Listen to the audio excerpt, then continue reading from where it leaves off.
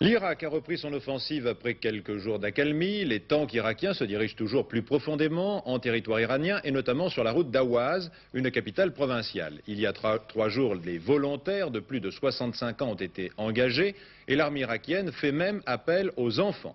Un reportage de notre envoyé spécial Alain Chailloux.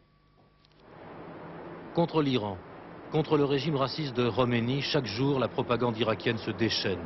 Ainsi l'a voulu le maître de l'Irak, Saddam Hussein, qui dirige son pays d'une main de fer. Pour encadrer la population, pour la surveiller aussi, il y a la milice populaire.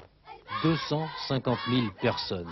Et parmi eux, beaucoup de garçons et de filles de 8 à 18 ans qu'on appelle avant-garde ou pionniers.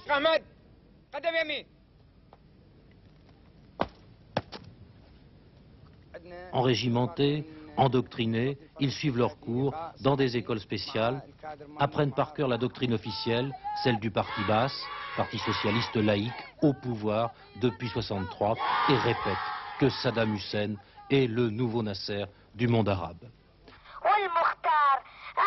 Menons la lutte avec Saddam Hussein.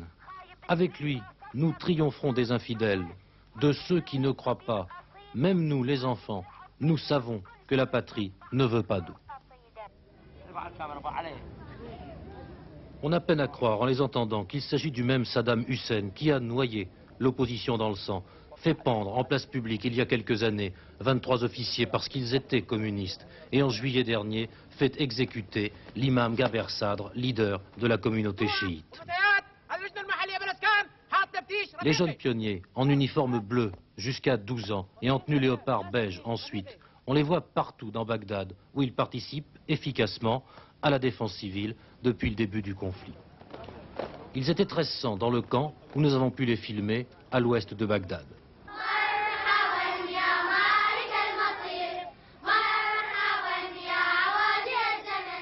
Chants et marches pour tous. Et pour les plus âgés, entraînement de commando, entraînement au close combat et séance de tir. Leur arme préférée, la Kalachnikov soviétique. À tous ces exercices, garçons et filles participent avec une ferveur quasi mystique. Et tous trouvent juste la guerre pour le châtel arabe. Écoutez plutôt Djemila, elle a 10 ans.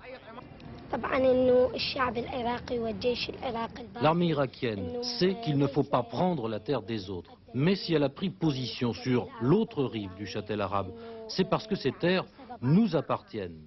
Et ce que le gouvernement iranien doit savoir, c'est que nous ne céderons pas et qu'il devra nous rendre ce qui est à nous. Tous suivent les événements du front avec la plus extrême attention. La résistance iranienne les a surpris, bien sûr, mais ils n'ont pas perdu la foi et croient dur comme fer à la victoire finale. Ils brûlent aussi tous d'envie d'aller à la guerre. Es-tu prêt à aller te battre? Oui. As-tu envie d'aller à la frontière? Oui, oui. Es-tu prêt à tuer tes ennemis? Oh oui, et spécialement Khomeini.